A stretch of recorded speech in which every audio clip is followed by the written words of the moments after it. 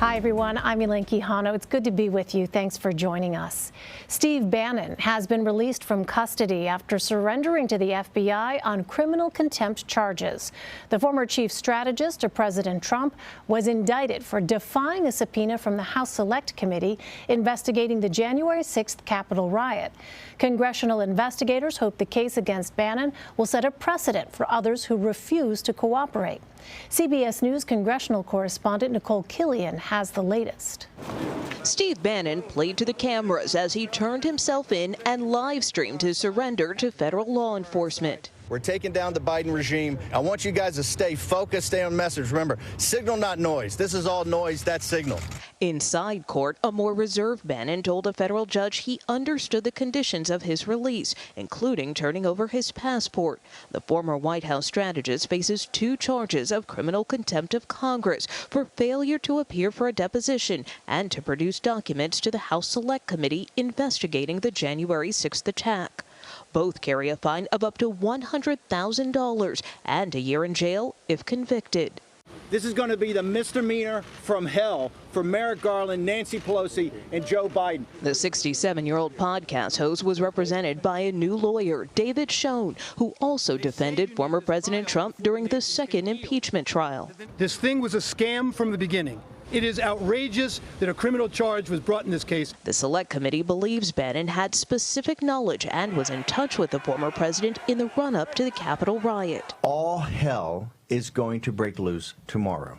The panel has issued nearly 3 dozen subpoenas and is also threatening contempt charges against former White House Chief of Staff Mark Meadows after he skipped a deposition last week. Committee member Stephanie Murphy. The committee will move as quickly as possible because there's a lot of information that we're trying to gather. Nikole Killion joins me now with more. So, Nikole, Steve Bannon is due back in court on Thursday. What can we expect then?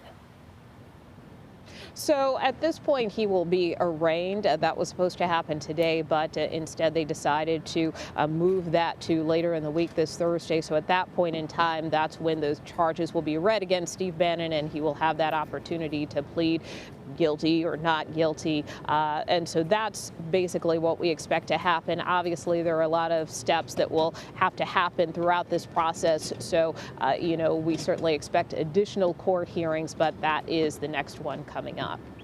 As you mentioned, the committee is looking to refer former White House Chief of Staff Mark Meadows for contempt of Congress after he failed to appear for a deposition on Friday.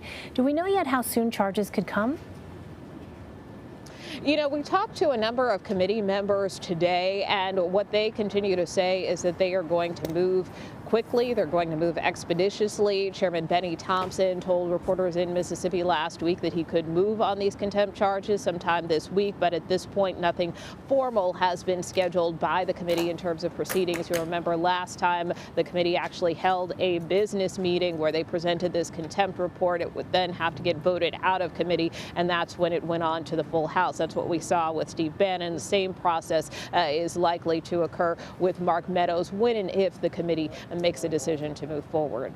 Well, the panel has also subpoenaed more than a dozen other allies of former President Trump. What do we know about the status of their cooperation?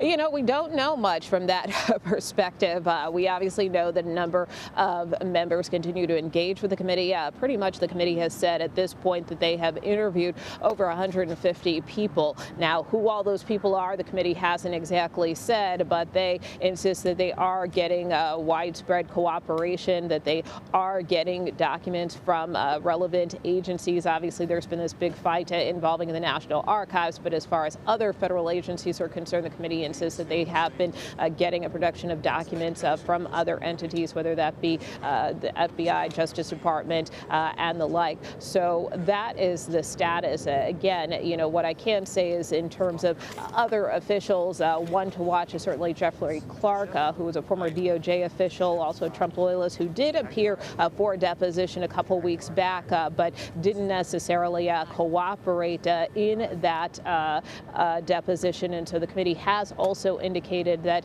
they may possibly take further action against him as well. But as far as anyone else that the panel is talking to, they have not necessarily been clear about who is cooperating and who is not. We do know a number of these officials, not just Mark Meadows, but whether you look at someone like Kash Patel or Dan Scavino, some of these other top Trump aides, that many of them have been granted these short postponements. So also unclear if those have moved forward. We do know there have recently been a new round of subpoenas. So again, we'll be watching those closely. And that involves folks like former White House Press Secretary Kayleigh McEnany, as well as former Trump advisor Stephen Miller. So we will be watching to see what level of cooperation, if any, they get from these types of figures, or whether they too decide not to cooperate with this panel. All right, much more to come. Nikole Killion for us. Nikole, thank you very much. You bet.